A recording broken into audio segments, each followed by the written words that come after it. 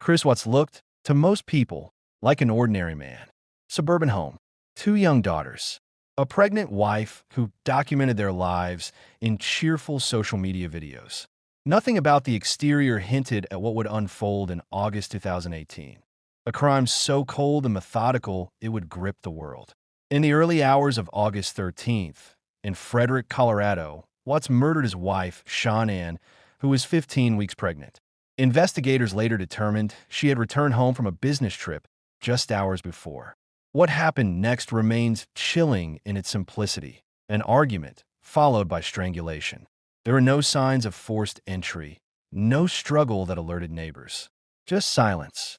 But the crime did not end there. Watts then turned to his daughters, 4-year-old Bella and 3-year-old Celeste. He drove their bodies, along with Shanann's, to a remote oil site owned by his employer. Surveillance footage later captured his truck leaving the house in the early morning darkness.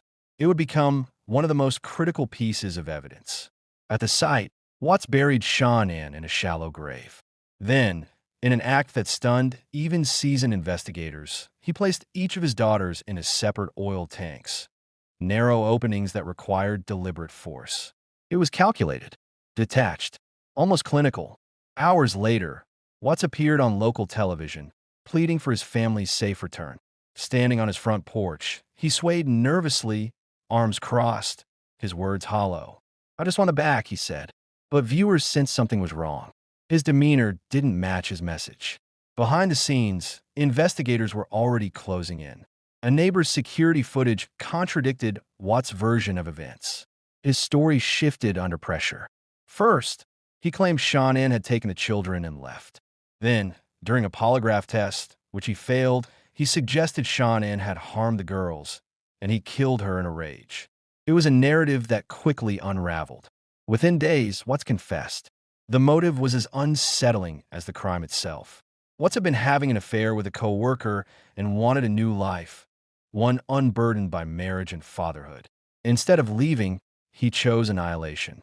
In November 2018, Watts pleaded guilty to multiple counts of murder and was sentenced to life in prison without parole. There would be no trial, no prolonged public reckoning, just a swift, haunting conclusion.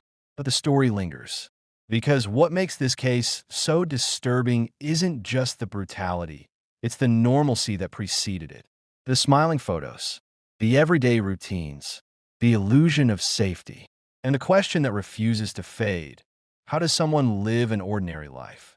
Right up until they don't.